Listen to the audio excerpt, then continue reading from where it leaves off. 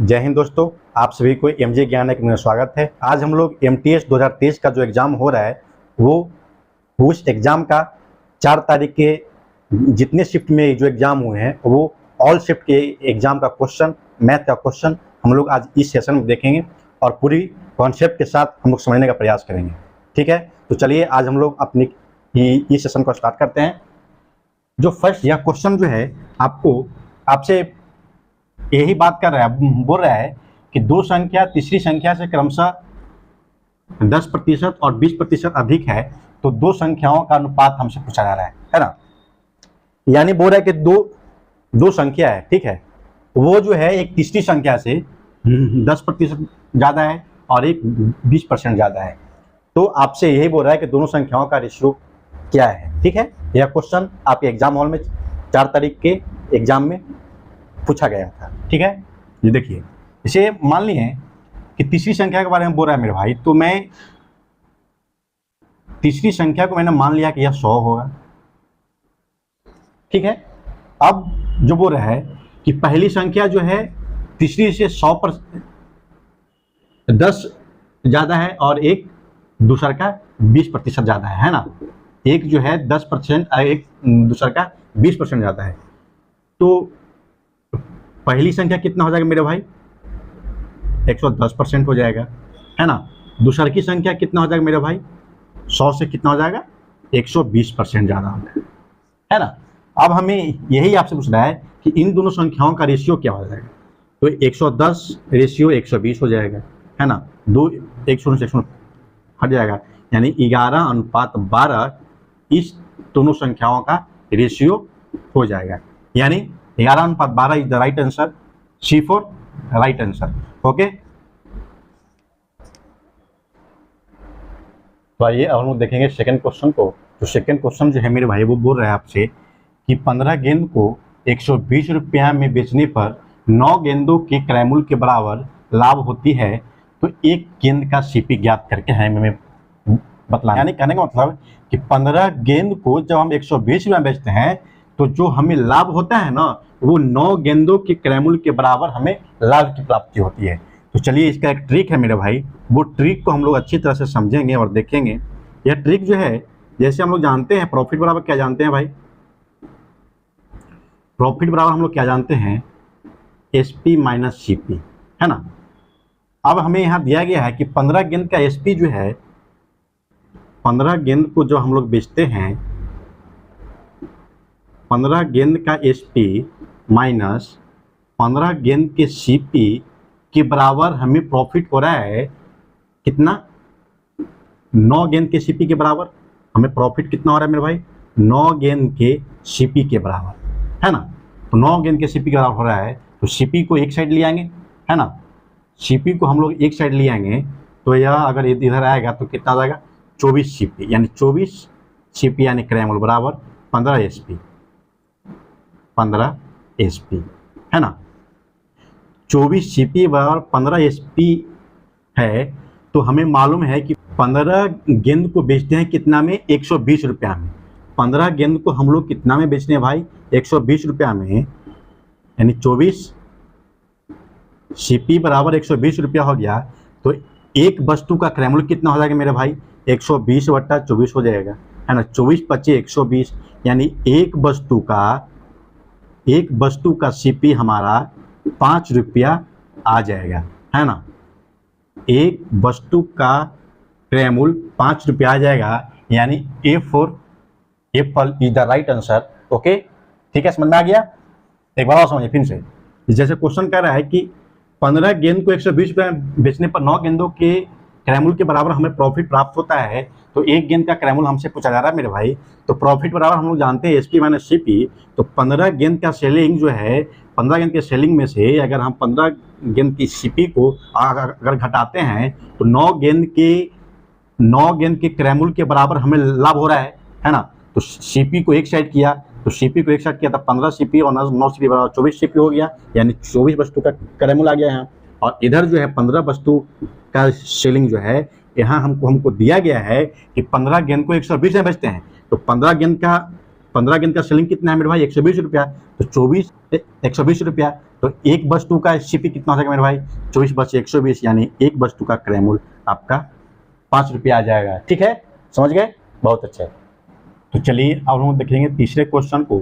तीसरा क्वेश्चन जो है मेरे भाई बोल रहा है कि ए, बी और सी 3 व्यक्ति है जिसकी दक्षता यानी क्षमता दिया गया है। ए जो है 5 की क्षमता से कार्य करता है, बी जो है 3 की क्षमता से और सी जो है 2 की क्षमता से कार्य करता है। तो एक साथ कार्य करते हुए वे एक कार्य को 21 घंटे में पूरा करता है, यानी यह तीनों व्यक्ति अपनी अपनी क्षमता के साथ अगर कार्य करना स्टार्ट करता है तो तीनों मिलके एक टोटल कार्य को 21 घंटे में पूरा कर देता है। तो बोलते हैं कि बी से अगर हम उस काम को कराएं तो बी कितने घंटों में उस काम को पूरा कर देगा, है ना। क्वेश्चन को समझे फिर समझिए। ए यानी 3 व्यक्ति है, 3 व्यक्ति की क्षमता दिया गया है 5/3/2 और बोल रहा है कि तीनों व्यक्ति को एक साथ अगर हम काम करवाते हैं तो जो मेरा टोटल काम होता है वो तीनों मिलकर 21 घंटे में पूरा कर देता है। तो आपसे यही बोल रहा है कि उसी टोटल काम को बी के द्वारा अगर हम करवाएं, वो बी से अकेले अगर उस काम करवाएं तो कितने घंटों में मेरी कार्य को वो पूरा कर देगा, कौन, बी। तो चलिए देखेंगे ए की दक्षता कितना है मेरे भाई 5, बी की दक्षता कितना है मेरे भाई 3 और सी की दक्षता कितना है मेरे भाई 2, है ना। तो हम लोग 1 मिनट पहले यहाँ पे देखिएगा भाई मेरे, मैं इस टाइप का क्वेश्चन मैं ऑलरेडी अपनी जो सेशन चल रही थी MTS 2023 का, उसमें टाइम एंड वर्क में इस टाइप का क्वेश्चन हम लोग ऑलरेडी सीख चुके हैं, पढ़ चुके हैं। ठीक है, तो देखिएगा यहाँ पे सबसे पहले मैं आप लोग को बताया था कि टोटल वर्क बराबर क्या होता है मेरे भाई, क्षमता गुना टाइम यानी समय, है ना। मैं आप लोग को बार बार हर एक क्वेश्चन जब आती थी तो यह जो टॉपिक है यह इसे हमेशा मैं आपके सामने बोर्ड पे रखता था। तो देखिए इसी मेथड के द्वारा यह भी क्वेश्चन आपका सॉल्व होने वाला है। यानी टोटल वर्क बराबर क्षमता गुना होता है क्या मेरे भाई, टाइम।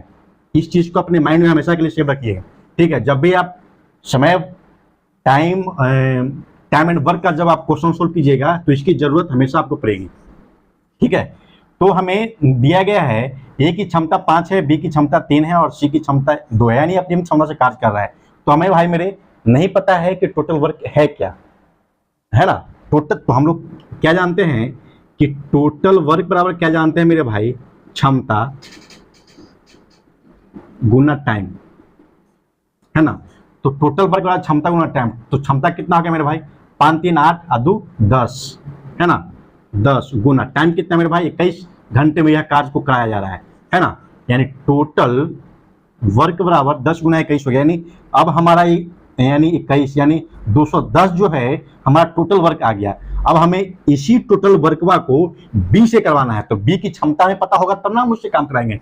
तो बी की क्षमता हमें दिया गया है, वह जो है बी जो है 3 की क्षमता से अपनी कार्य को कर रहा है। तो 3 से अगर हम भागा लगा देंगे तब हमें पता चल जाएगा ना मेरे भाई कि यह कितने घंटों में कार्य कर देगा। यानी यह बी जो है 20 से अगर हम काम कराएंगे तो यह 70 घंटा में हमारे इस टोटल कार्य को पूरा कर देगा, है ना। 70 घंटा, यानी D4 राइट आंसर। ओके, तो चलिए अब हम लोग देखेंगे फोर्थ क्वेश्चन को।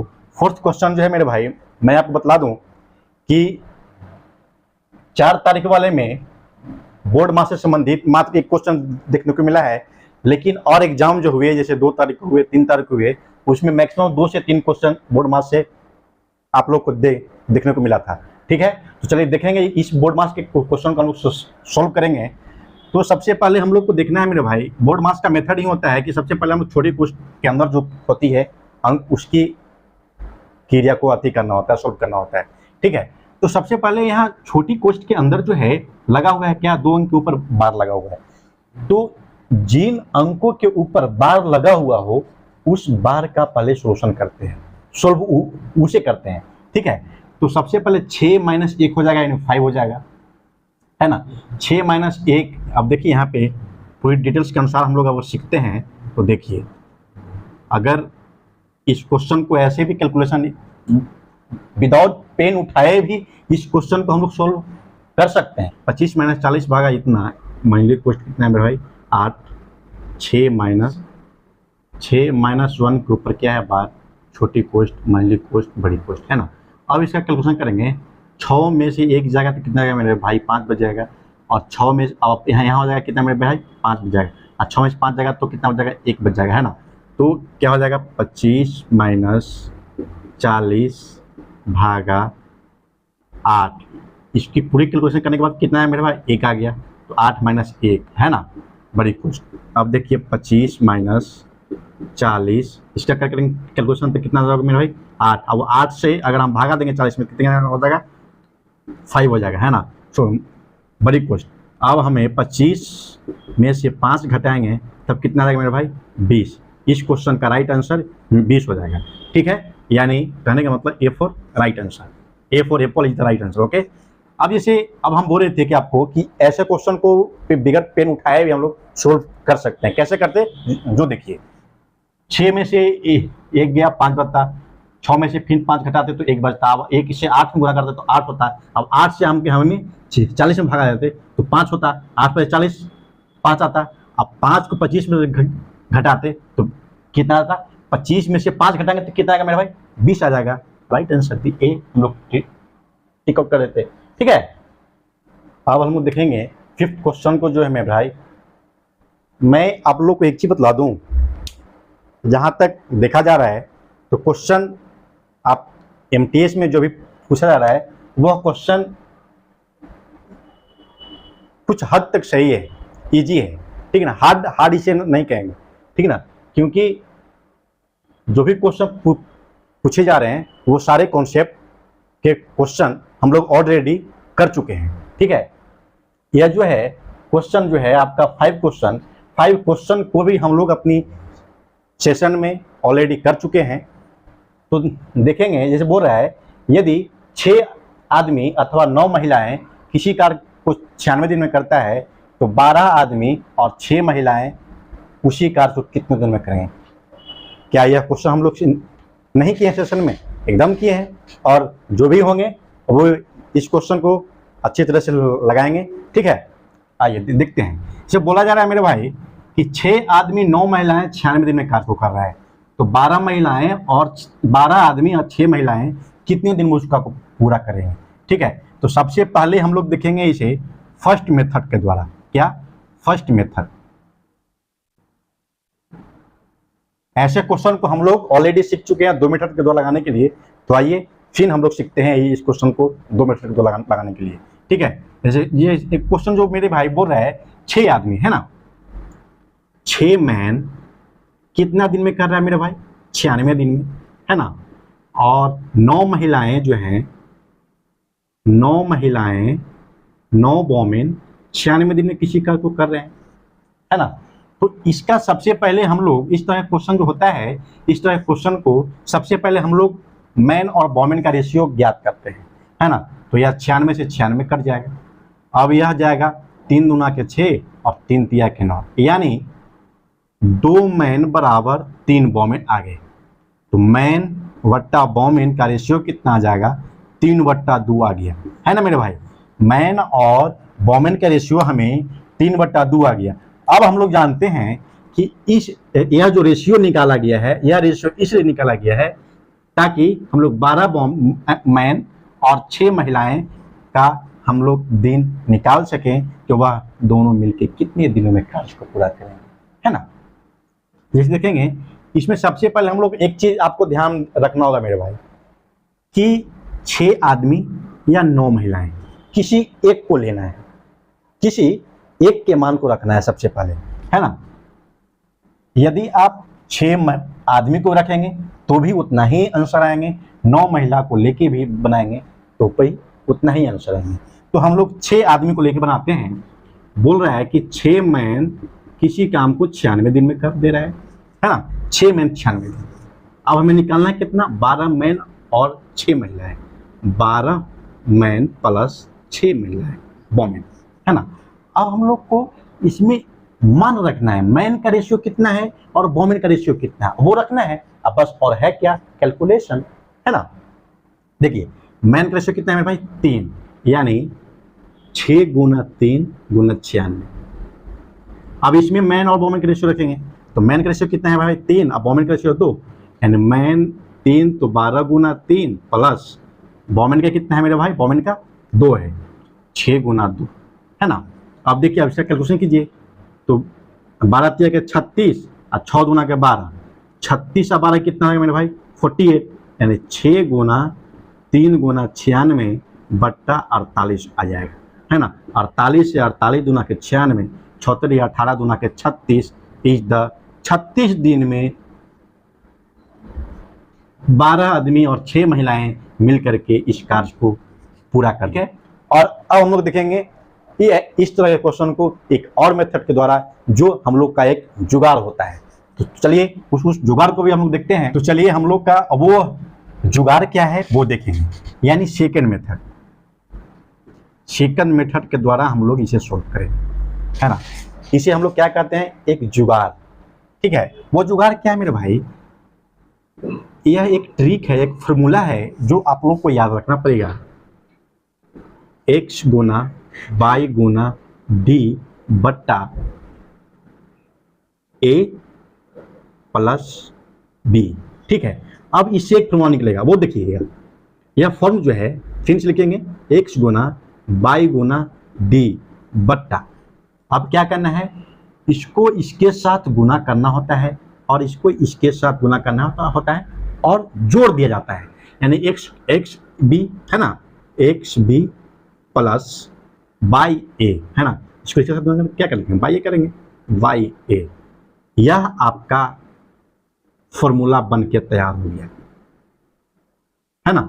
और इसी फॉर्मूला पे हम लोग बस मान को रखेंगे, पुट वैल्यू गेट आंसर, या फॉर्मूला के द्वारा हम लोग सोल्व कर देंगे, है ना। आइए देखते हैं, जैसे क्वेश्चन में है क्या है, जो देखिए 6 आदमी, यानी x को मानेंगे, x मेरा 6 रहेगा, y मेरा रहेगा कितना 9 रहेगा, और d यानी दिन रहेगा। x और y कहने का मतलब, x और y कहने का मतलब मैन और वोमेन की संख्या को दर्शाएगा, ठीक है।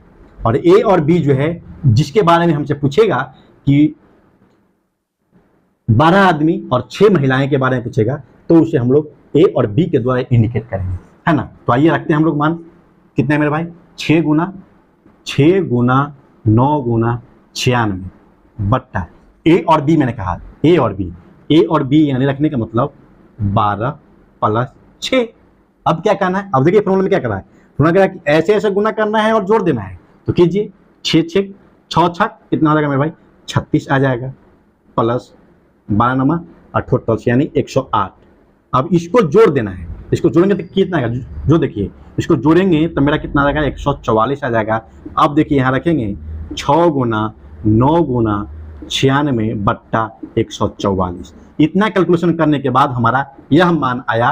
अब इसे हम लोग काट छाट करेंगे तो क्या आएगा मेरे भाई, 4 तिया के 12, 4 छक 24, है ना। 4 से 4 दूना के 8 और 4 दूना के 8, 4 चौक 16, है ना। 6 छक 36 कट जाएंगे और 6 चौक 24 कट जाएगा, 9 चौक 36, यानी 36 दिन में यह कार्य को 12 महिलाएं, 12 आदमी और 6 महिलाएं मिलकर के इस कार्य को पूरा कर देंगे। फर्स्ट मेथड के द्वारा भी हम लोग सोल्व किए तो 36 दिन ही आया, और सेकंड मेथड के द्वारा भी सोल्व किए तो 36 दिन आया। भाई मेरे, मैं एक चीज़ आपको बतला देता हूँ कि यदि इस तरह का मेथड शॉर्ट ट्रिक के द्वारा आप लोग अगर पढ़ना चाहते हैं तो इस सेशन को लाइक अपने दोस्तों के साथ शेयर जरूर कीजिएगा, ठीक है। तो आइए हम लोग देखते हैं 6 क्वेश्चन को। और यह 6 क्वेश्चन जो भाई मेरे बोल रहा है, सबसे बड़ी संख्या ज्ञात करने के लिए बोल रहा है, और बोल रहा है कि वो जो संख्या है कितना है, एक तो 150 है, एक तो 300 है और एक 400 है, को पूर्णतः विभाजित कर, यानी वह कौन सी सबसे बड़ी संख्या है जो 150, 300 और 400 को पूर्णतः विभाजित कर देता है ना। यानी एक चीज मेरे भाई यहाँ पे ध्यान दीजिएगा, एक चीज मैं यहाँ नोट में आपको लिखवा देता हूँ, वो अपनी कॉपी में नोट डाउन कर लीजिएगा।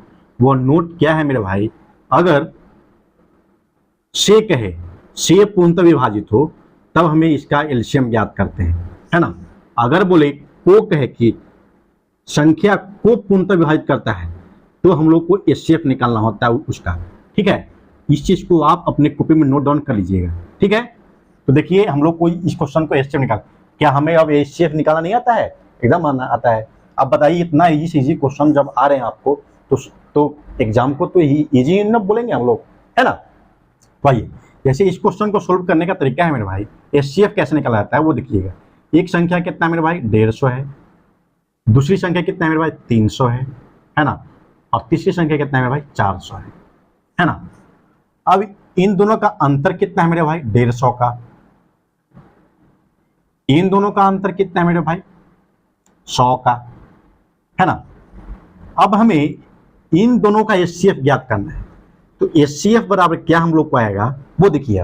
अब 150 और 100 के बीच 150 और 100 जो है, इन दोनों संख्या को वह कौन सी संख्या है जो पूर्णतः विभाजित कर देगा, यानी कॉमन होना चाहिए, इन दोनों में कॉमन होना चाहिए, ताकि अगर रखते हैं 5 एचसीएफ रखते हैं तो 5 इसमें भी होना चाहिए, 5 इसमें भी होना चाहिए, ठीक है। यानी अब इसमें कॉमन हम देखें तो यह संख्या 50 दिया 150, 50 दूना के 100, यानी 50 इसमें भी है, 50 इसमें भी है, यानी 50 इसमें भी है, 50 इसमें भी है, यानी 150 और 100 के 150 और 100 में हमें 50 का कॉमन मिल रहा है, यानी इस क्वेश्चन का एचसीएफ 50 आ जाएगा, है ना। और इसका आंसर 50 यानी C4 cat is the right answer. समझ गए एचसीएफ ज्ञात करने के लिए? बहुत अच्छा। अब देखिए, अब मान लिए कि अब हमें ऐसे नहीं मालूम रहेगा तो हमें डायरेक्ट यहाँ से भी विदाउट पेन उठाए इस क्वेश्चन को वो सोल्व करते हैं। कैसे करते हैं वो देखिए। हम लोग जानते हैं कि एचसीएफ बराबर क्या होता है? कॉमन होना चाहिए। अगर 3 संख्या है तो तीनों संख्या वो संख्या हमें कॉमन होना चाहिए, जो संख्या इन तीनों संख्याओं में कॉमन होगी वही संख्या आपका एचसीएफ हो जाएगा। अब देखिए इसमें भी 50 है ना, इसमें भी 50 है, इसमें भी 50। अब ये कैसे है सर? तो 50 दिया 150 है ना मेरे भाई, ये कट जाएगा 50 से, 50 छक 300 कट जाएगा ना। अब देखिए आप 50 से 50 अठे 400 कट जाएगा, यानी 50 इसमें भी है, 50 इसमें भी है, 50 इसमें भी है, तो आपका सी इज द राइट आंसर, 50 इसका एचसीएफ आ जाएगा। ठीक है, बहुत अच्छा है। तो आइए अब हम देखेंगे 7 क्वेश्चन को। या 7 क्वेश्चन जो है मेरे भाई बोल रहा है कि 600 रुपये की राशि 4 साल में 960 रुपया हो जाता है ना। 1200 रुपये की राशि समान दर से पर कितने वर्षों में 1560 रुपये हो जाएगा? भाई मेरे, मैं आप लोग को बार बार कहता हूँ, सब मैथ का सबसे फर्स्ट प्रायोरिटी होता है कि उसे समझना, है ना। आपको समझने में जितना समय लगे वो मायने नहीं रखता, मायने यह रखता है कि आप क्वेश्चन को समझ रहे हैं कि नहीं समझ रहे हैं। फर्स्ट टाइम अगर आप स्टार्टिंग में हैं मैथ का, तो आप मैथ में टाइम अधिक से अधिक दीजिए समझने के ऊपर। अगर आप क्वेश्चन को समझने लगे तो आप यूं सेकेंड में ही आप क्वेश्चन को सोल्व करने के लिए सीख जाइएगा। यानी कहने का मतलब फर्स्ट प्रायोरिटी क्या होता है कि मैथ को समझिए, मैथ पूरी अच्छी तरह से समझने का प्रयास कीजिएगा, है ना। क्वेश्चन क्या आपसे कर रहा है वो आपको सीखना पड़ेगा सबसे पहले, है ना। क्वेश्चन से बात करने के लिए आपको सीखना पड़ेगा, उसके बाद आपसे मैथ सोल्व होगी, ठीक है ना। तो आइए जैसे देखिए जो क्वेश्चन बोल रहा है 600 रुपये की राशि 4 साल में 960 रुपये है, यानी पी जो है 600 रुपया को 600 रुपया जो मेरा है 4 साल में 960 हो जा रहा है, तो 960 रुपया क्या हो रहा है मेरे भाई? 960 रुपया क्या हो रहा है? अमाउंट हो रहा है ना। आपके पास कोई व्यक्ति गया और आपसे बोला कि भैया हमें 600 रुपया दे दीजिए और मैं आपको फिर हम आपको चुका देंगे, तो वह व्यक्ति 4 साल के बाद वह आपको 960 रुपया दिया। आपका जो भी था, जो क्या कहते हैं उसको, ऋण को जोड़ के न दिया, तो ऋण को जोड़ के अगर देता है तो हमें अमाउंट होता है ना। यानी 600 रुपये यह हो जाएगा हमारा पी, यह हो गया टी, और अमाउंट 960 रुपये हो गया। 1200 रुपये की राशि समान दर पर, जो दर इसमें था, जितने दर से यह 4 साल में 600 रुपये लगाया, उसी दर से 1200 रुपये की राशि को कितने वर्षों में 1560 रुपया हो जाएंगे। यानी 1200 रुपये कितने वर्षों में उसी समान दर से 1560 रुपया हो जाएगा। ठीक है, 1200 रुपया 1560 रुपया समान दर से कितने वर्षों में हो जाएंगे वो आपसे पूछा जा रहा है। ठीक है, तो अब देखिए क्वेश्चन, जैसे क्वेश्चन में हमारा दिया गया है पी मालूम है, टी मालूम है और अमाउंट पता है, तो हमें क्या पता नहीं है? ऐसा ही पता नहीं है ना। तो अब देखिए यहाँ पे हम लोग देखेंगे कि ऐसा ही बराबर क्या होता है। एक चीज यहाँ पे आप नोट डाउन कर लीजिएगा मेरे भाई, यहाँ पे एक चीज आप नोट डाउन कर लीजिए, नोट क्या है वो लिख लीजिए आप, कि अमाउंट बराबर क्या होता है, अमाउंट बराबर क्या होता है मेरे भाई, अमाउंट बराबर P प्लस आई, है ना, आई कहें तो एस आई यानी ब्याज, है ना, ए बराबर P प्लस आई। ठीक है, आप देखिए यहाँ पे हम लोग सोल्व करेंगे इस क्वेश्चन को। क्वेश्चन जो है मेरे भाई, हम लोग एस आई बराबर क्या होता है मेरे भाई, एस आई बराबर क्या होता है, P गुना आर गुना टी बट्टा 100, यह फॉर्मूला होता है ना। अब हमें एसआई पता नहीं है तो एसआई तो ज्ञात करना होगा, तो एसआई हमें ज्ञात कैसे होगा, जो देखिए अब इसी फॉर्मूला से हमें एसआई यानी आई हमें मालूम करना होगा, तो कैसे ज्ञात करेंगे, अमाउंट में से पी को घटा देंगे, है ना, अमाउंट में से पी को घटाएंगे, तो अमाउंट कितना है मेरे भाई 960 है। अगर 960 में हम पी यानी 600 रुपये को घटा देंगे तब हमें एसआई पता चल जाएगा, यानी 360 रुपया हमारा एसआई निकल के आ गया, है ना। आप देखिए अब 360 रुपये यहाँ एसआई रख दिए हम, पी कितना है 600 रुपया, 600 रुपया गुना आर कितना है मालूम नहीं, वही तो ज्ञात करना है हमें, गुना टी कितना है 4 साल बट्टा 100। अब काट छाट कीजिए, 2 शून्य से 2 शून्य कट जाएगा, 4 छक 24 यानी 360 बराबर कितना हो जाएगा भाई 4 छक 24 आर, यानी आर बराबर कितना हो जाएगा मेरे भाई 360 बट्टा 24, 6 चौक 24, 6 छक 36, 4 से 15 मतलब यानी आर बराबर कितना आ गया मेरे भाई 15%, है ना। यानी 600 रुपये को 15% की दर से 4 साल में हमें 960 रुपया प्राप्त होगा। अगर 600 रुपये को 15% की दर से अगर हम किसी को देंगे तो हमें वह व्यक्ति 4 साल में 960 रुपया हमें लाके वह देगा अमाउंट के रूप में। अब देखिए, अब यहाँ के बाद क्वेश्चन क्या कह रहा है, बोलो देखिए, 1200 रुपये की राशि समान दर पर यानी इसी दर पे 15% की दर से ही वह 1200 रुपये लगाता है तो 1560 रुपया प्राप्त होता है, तो कितना साल में वह हमें 1560 रुपया लौटा के देगा, है ना, वही आपसे पूछ रहा है। चलिए, हमें यहाँ पे क्या पता है मेरे भाई, पी हमें मालूम है कितना 1200 रुपया, है ना। अब हमें आर पता है कितना 15% समान बोल रहा है, समान दर देख लीजिए, समान दर यानी जो दर पहले था वही दर पे 1200 रुपये को भी हम लगा रहे हैं, यानी आर बराबर कितना 15%। भाई मेरे समझने का प्रयास कीजिएगा अच्छी तरह से, आर बराबर 15% हो गया। अब टी हमें मालूम नहीं, रख दिया, अमाउंट हमें पता है, अमाउंट बराबर कितना है मेरे भाई 1560 रुपये। अब देखिए, अब हमें पी मालूम है, आर मालूम है, टी मालूम है, अमाउंट टी मालूम नहीं है, अमाउंट पता है, और हमें इसे ऐसा क्या भाई मेरे, एक चीज मैं आप लोग बताने का प्रयास करता हूं कि मैथ में जो भी डाटा दिया रहता है ना, उस डाटा को पहले आप नोट डाउन कर लीजिएगा, ठीक है। नोट डाउन करने से आपको ये चीज मालूम चल जाएगा कि हमें इस क्वेश्चन में क्या दिया गया है और हमसे क्या मांग रहा है, क्या हमसे पूछ रहा है, वो आपको लिखने के बाद एक आइडिया मिल जाता है, ठीक है। क्वेश्चन को जल्दी समझिएगा, ठीक है ना। तो चलिए, पी जो मेरा 1200, आर जो है 15%, टी जो है मालूम नहीं, अमाउंट पता है। अब हमें पी और ए यानी मूलधन और अमाउंट हमें मिश्र धन मालूम है, तो हमें ऐसा ज्ञात करना है, यही इसी फॉर्मूला से, है ना, इसी फॉर्मूला से हम लोग ऐसा ज्ञात करेंगे। तो देखिए, अब 1560 में अगर 1560 में 1200 घटाएंगे तो कितना आ जाएगा मेरे भाई 360 आ जाएगा ना, नहीं 1560 में 1560 में 1200 घटाएंगे तो 360 बच जाएगा, यानी एसआई बराबर हम लोग क्या जानते हैं, पी गुना आर, देखिएगा, पी गुना आर गुना टी बट्टा 100, है ना। अब एसआई कितना निकाले हम लोग भाई, 1560 में 1200 घटाएंगे तो 360 आ जाएगा, बराबर पी कितना है 1200 गुना आर कितना है 15 गुना टी मालूम नहीं, टी ज्ञात करना है बट्टा 100। घट छट कीजिए, इससे ई कट जाएगा, है ना, इससे ई कट जाएगा। अब देखिए, अब यहाँ कीजिए, यानी अब क्या आ जाएगा हमें यहाँ पे कि 360 बराबर 12 गुना 15 टी, है ना। तो अब इसे काट छाट कीजिए, 12 से काटिएगा तो कितना होंगे 12 36 यानी 30, 15 से काटिए क्या मतलब 2 मरतबे, यानी टी बराबर हमें 2 साल इस क्वेश्चन का राइट आंसर हो जाएगा, यानी 2 साल D for dog is the right answer. Okay, समझ गए? बहुत अच्छे।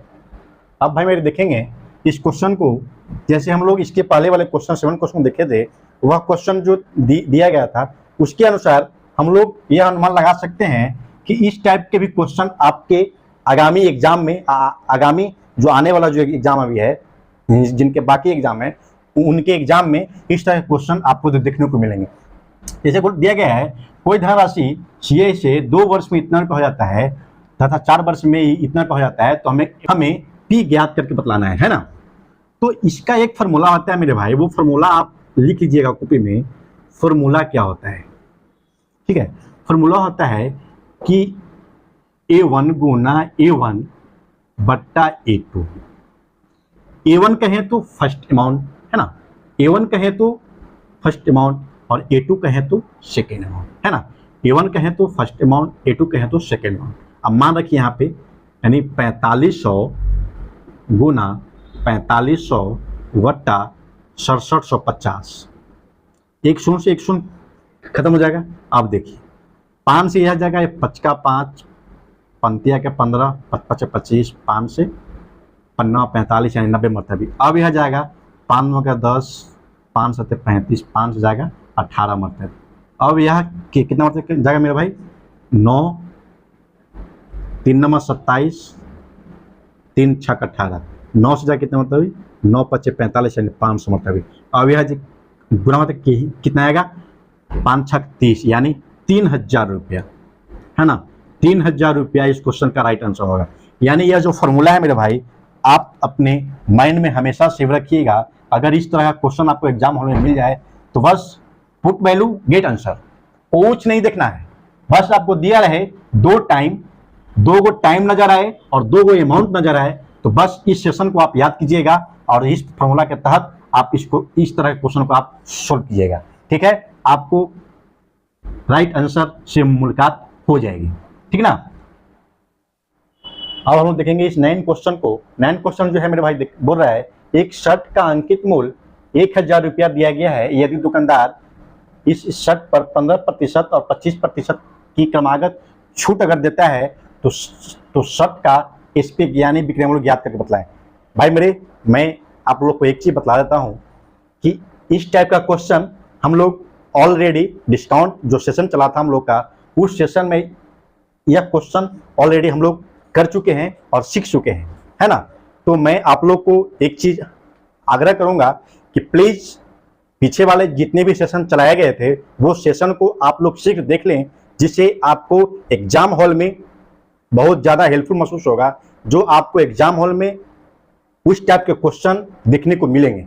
ठीक है, जैसे 9 क्वेश्चन जो है मेरे भाई बोल रहा है कि एक शर्ट का अंकित मूल्य 1000 रुपया दिया गया है और इस 1000 पे एक क्या क्रमागत छूट दिया जा रहा है। क्रमागत छूट क्या है? 15% एक देता है और एक बार देता है 25% का।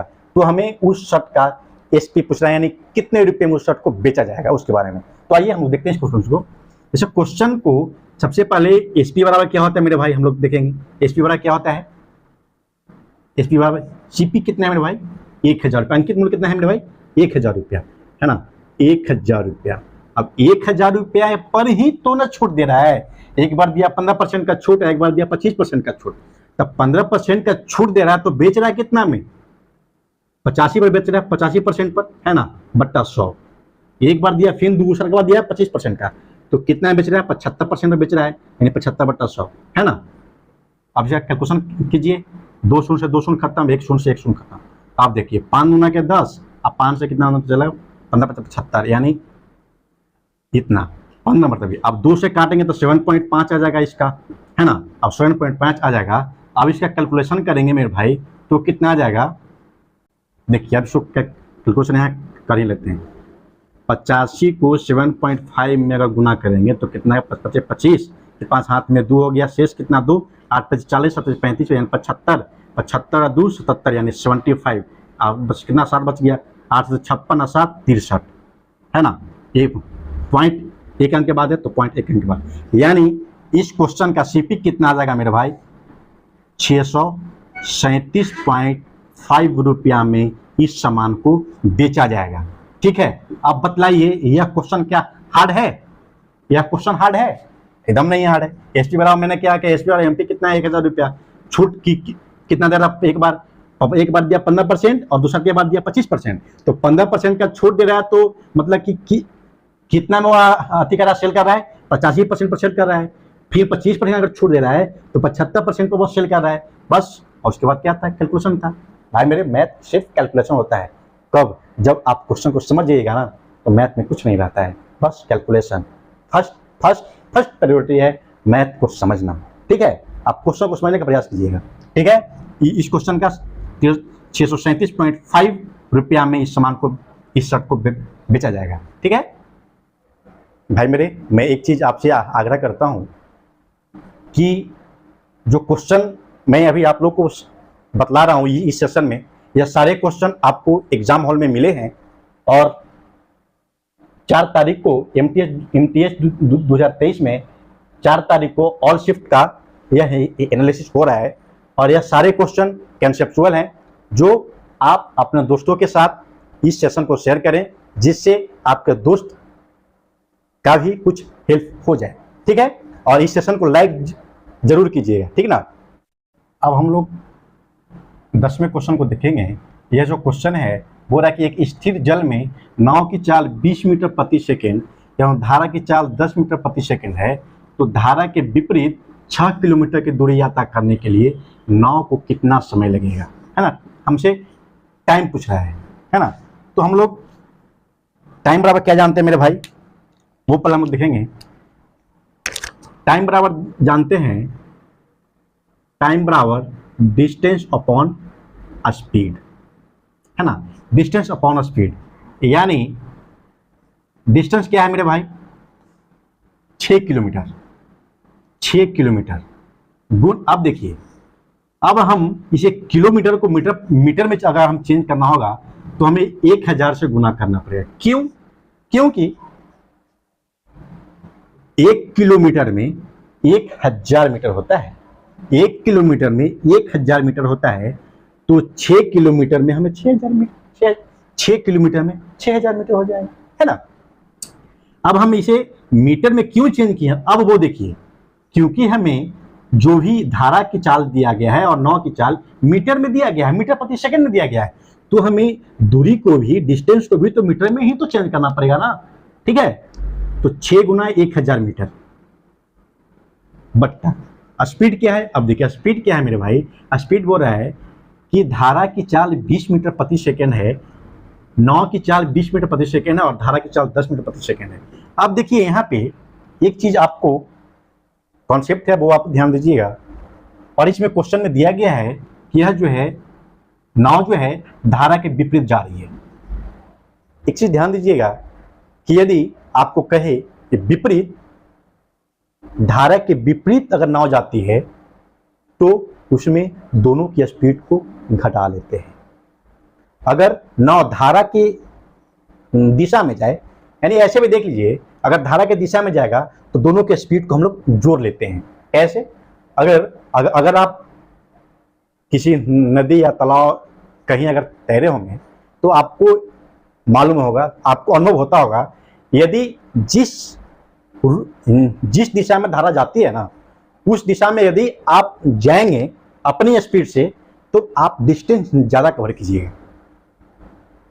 क्यों? क्योंकि एक तो आपका चाल जा रहा है, आप अपनी चाल से जा रहे हैं, और एक धारा की भी चाल है, तो आपका स्पीड जो है ना वो तेज हो जाएगी।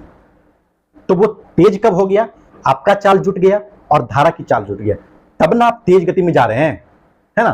तो अगर सेम डायरेक्शन में जाएंगे तो दोनों की चाल को जोड़ देंगे। और वही देखिए, यदि आप जाते हैं धारा के विपरीत, अगर जाइए धारा के अपनी चाल से धारा के विपरीत अगर आप जाइएगा तो आपको बहुत ज्यादा परेशानी होगी, है ना, तकलीफ होगी। क्यों? क्योंकि आप उसके धारा के विपरीत जा रहे हैं। तो उसके धारा के विपरीत अगर जाइएगा तो दोनों की चाल को माइनस कर लेते हैं, ठीक है। समझ में आया? तो यही है। अब देखिए यहाँ पे, तो दोनों की चाल को हम लोग क्या करेंगे? माइनस कर लेंगे। यानी 20 मीटर प्रति सेकेंड की चाल से नाव जा रही है और धारा की चाल जो है 10 मीटर प्रति सेकेंड है, तो यहाँ पे क्या आ जाएंगे? 10 बच जाएंगे। 20 में से 10 घटाएंगे तो 10 ही ना बचेगा, अब देखिए अभी 10 से 1 शून्य खत्म हो जाएगा। अब यहाँ देखिए, अब यहाँ कितना आ गया, 600 सेकेंड, है ना। अब 600 सेकेंड आ गया, तो यहाँ कहीं 600 सेकेंड है, नहीं है, नहीं ना। अब नहीं है तो क्या है, मिनट है, तो अब हमें इसको मिनट में चेंज करना पड़ेगा। तो 600 को अगर 60 से हम 60 से क्यों दिए भागा, क्योंकि सेकेंड को मिनट में चेंज करने के लिए 60 से भागा देंगे, तब ना हमें मिनट में चेंज होगा। 1 शून्य से 1 शून्य चला जाएगा, 6 से चला जाएगा 10, यानी 10 मिनट में 10 मिनट इस क्वेश्चन का राइट आंसर हो जाएगा, है ना। मैं आशा नहीं, पूर्ण विश्वास के साथ यह कह सकता हूँ, यह सेशन आप लोग को बहुत अच्छी तरह समझ में आया होगा। यदि यह सेशन आपको अच्छा लगता है और समझ में आता है, तो अपने दोस्तों के साथ इस सेशन को जरूर शेयर करें, जिससे आपके दोस्तों को भी कुछ हेल्प हो जाए। जिनके एग्ज़ाम आगामी समय में होने वाले हैं, उन्हें इस सेशन के द्वारा आपके दोस्त को भी कुछ हेल्प हो जाए, ताकि वे अपने एग्ज़ाम में अच्छे नंबर से, अच्छे स्कोर से क्वालिफाई करें, है ना। और इस सेशन को लाइक जरूर करें और इस चैनल को सब्सक्राइब जरूर करें। जय हिंद, जय भारत, जय बिहार।